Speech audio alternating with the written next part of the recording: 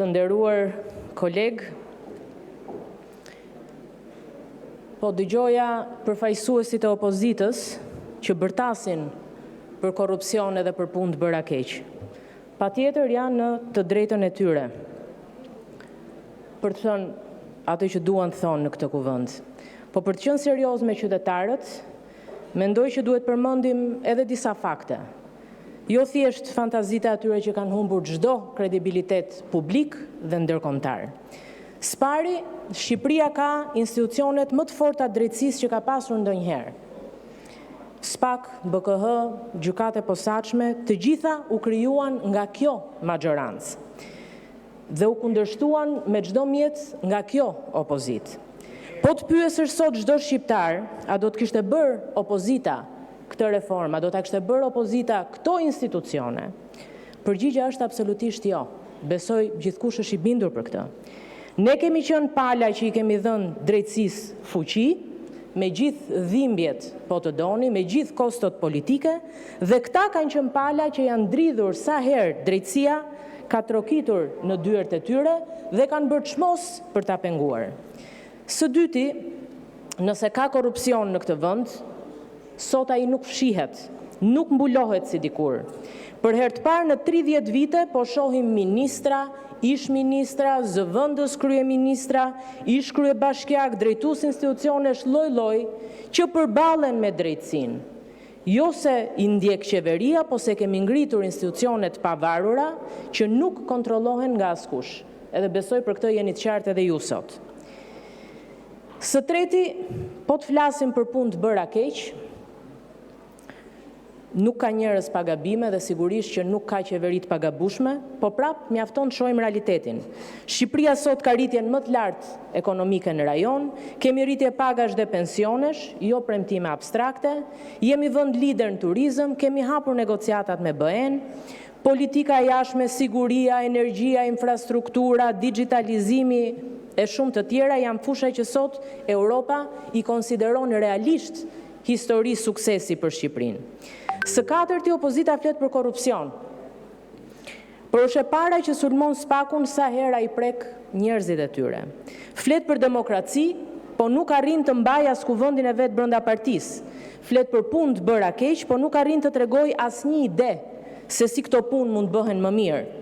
Në fund të ditës, qytetarët e shohin vetë dhe e shohin shumë qartë dallimin. Majoranca punon, me gjithë gabimet e saj po doni, por sjell investime, hap dyert në Europë dhe e çon vendin përpara. Opozita prodhon vetëm akuza, tym, zhurmë dhe zero zgjidhje.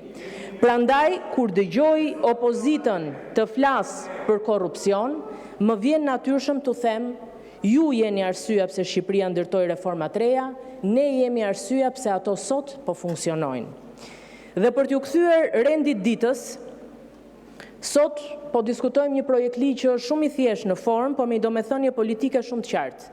Përfundimin me mirëkuptim të plot mes palëve të marrëveshjes bashkëpunimit mes Fondacionit Gjerman Hans Zidel, një partneritet që ka nisur që në vitin 92, në ditët e para tranzicionit shqiptar, por që për gati 30 vjet ka qenë pjesë e rrugtimit tonë drejt institucioneve euroatlantike.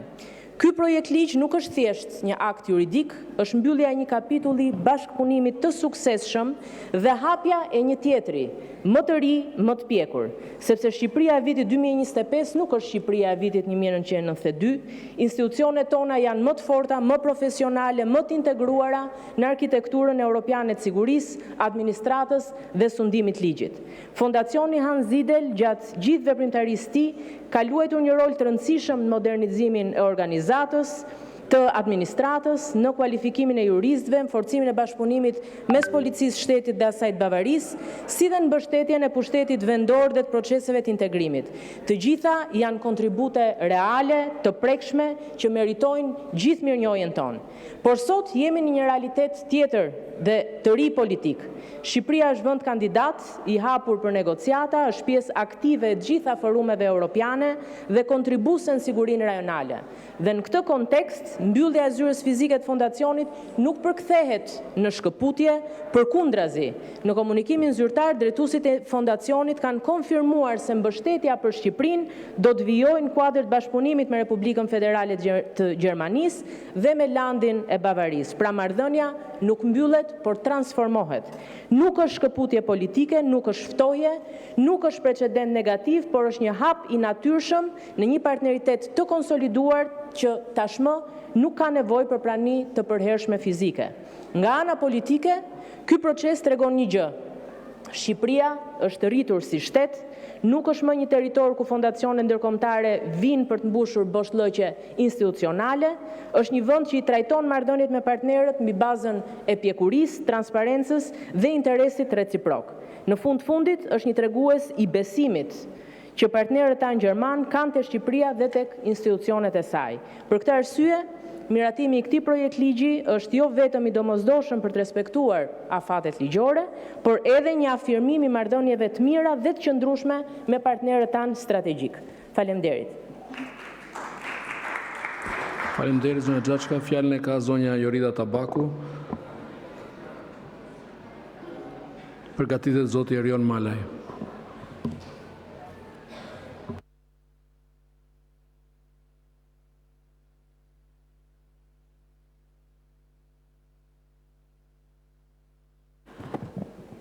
Faleminderit, zoti kryetar, të nderuar koleg. Për 12 vite me radhë, gjatë 3 mandateve të njëpasnjëshme, kjo qeveri ka ngritur në Shqipëri një sistem të mbyllur, të komprometuar, të korruptuar, një sistem që nuk njeh as ndershmëri, as përgjegjësi, as respekt për qytetarin, një arkitekturë pushteti që ka në thelb të saj pikërisht korrupsionin galopant. Jo zhvillim për të gjithë, por një ekonomi të pakicës, jo shpresë, po varfrim. Në çdo ligj të votuar këtu në parlament, me dorën lart e kokën ulur, në çdo vendim që ka cënuar parimet më themelore të financave publike të ekonomisë, janë shenjat të një keqbërje sistemike që ka plaçkitur të ardhurat e qytetarëve shqiptar për të shërbyer një grushti njerëzish. Rezultatet e kësaj rruge të gabuar nuk duhen kërkuar larg. Ato janë përpara syve të çdo shqiptari, një vend që rrudhet çdo ditë nga largimi i rinjve, një shoqëri që plaket nga mungesa perspektivës, familje që paguajnë çmime të larta për produktet bazë të jetës tyre, ndërkohë që shohin taksat e tyre të trete në projekte abuzive, në koncesionet pa shpjegueshme e në investime që i shërbejnë vetëm një grupi të vogël qytetarësh. Ky është realiteti i Shqipërisë vitit 2025, një vend që shtrenjtohet për ditë, ndërkohë që zbrazet çdo ditë, një vend ku qeveria i ka kthyer syt veç nga klientët e saj e jo nga qytetarët.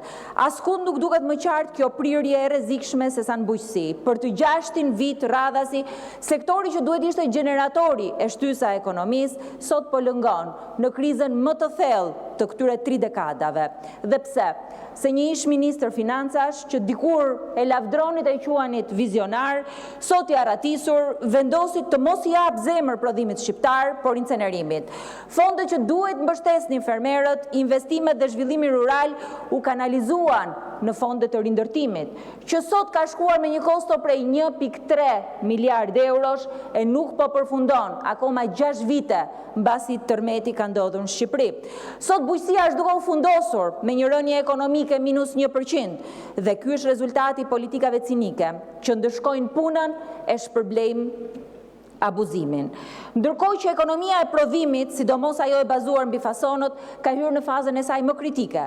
Humbjet janë të pandalshme për shkak të një rënje të pakuptim të euros e një qeverie që i orienton miliardat e projekteve të partneritetit publik-privat te koncesionet klienteliste, tek rrugët e Florinta, duke lënë 170.000 familje të sektorit fason në derë të papunësisë. Dhe këtë e bëjnë një kohë kur çmimet janë rritur, kur taksat janë rritur, të ardhurat për frymë mbeten më të ulta në rajon.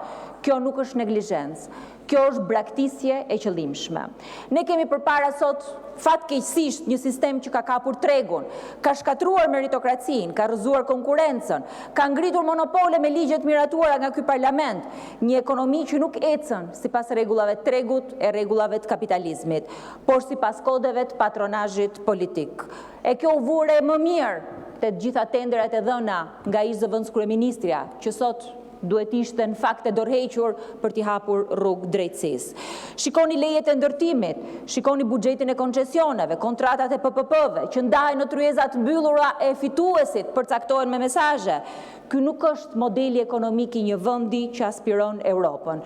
Është modeli një ekonomie klienteliste që kërkon të mbajë në kontroll çdo gjë, përveç të ardhmes qytetarëve, ndarjen e fondeve publike, po njëkohësisht edhe strukturën e ekonomisë.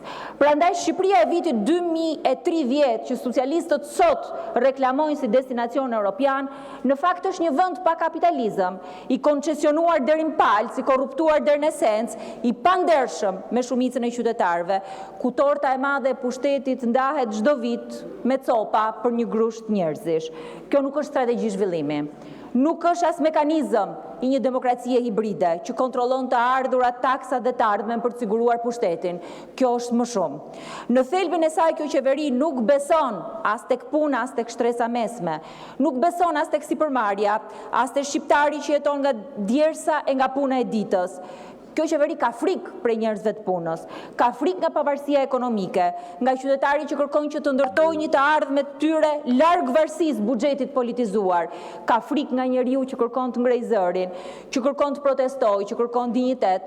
Prandaj ka ngritur një ekonomi që u merr shqiptarëve çdo ditë më shumë. Sot edhe shifrat makroekonomike tregojnë të njëjtën histori të dhimbshme. Ekonomia shqiptare, megjithëse zyrtarisht raporton një rritje prej 4%, në realitet mbahet gjallë artificialisht. Nuk është prodhimi që e gjeneron këtë rritje. Ekonomia shqiptare nuk prodhon më, e ka humbur produktivitetin. Nuk janë industrit, nuk është eksporti, nuk është ndërtimi, nuk janë investimet e huaja. Investitori më i madh, shpenzuesi më i madh është shteti. Për herë të parë në historinë e post-tranzicionit, shteti është kontribuesi më i madh i rritjes. Ashtu si në ditët e ekonomisë komuniste e socialiste, ku rritja mbahej nga shpenzimet e shtetit e jo nga puna reale. Taksat neto kanë dhënë kontributin më të madh në rritjen ekonomike, 1.97%, si rezultati të çmimeve të larta, si rezultati konsumit të brendshëm të fryrë nga projektet e qeverisë, ku pjesa më e madhe e tyre janë korruptive, jo si rezultati prodhimit shtuar, jo si rezultati biznesit, jo si rezultati ekonomisë, jo si rezultati investimeve të huaja. Rritja e pagave në administratën publike ka shërbyer për të arritur artificialisht kërkesën, ndërkohë që sipërmarrja private ka dhënë vetëm gjysmën e kësaj rritje, nivelin më të ulët historik nga viti 1996. Nëse heqim shtetin nga ekuacioni, rritja reale është më pak se 2%, 1.97%, më e ulta prej vitit 2013. Sektorët që deri dje kanë mbajtur në këmbë shtetin, duke nisur nga turizmi, energjia, po edhe le të themi ndërtimi, me gjithë pastrimin e parave që ka ndodhur masivisht në këtë sektor, në vitin 2024 kanë dhënë ndikim minimal. Ndërtimi, që gjithë deklaronin e mburëshin si motor të ekonomisë shqiptare me lejet e betonit, ka rënë në 30%. Kontributi në 2023 ishte pothuajse 30, ndërkohë që sot është 13%. Apartamentet në Tiranë kanë shkuar në 2.000 euro metri katror, duke e bërë jetën e çdo familje shqiptare të pamundur. E gjithçka ndodh në një ekonomi ku pagat rriten vetëm me vendim qeverie.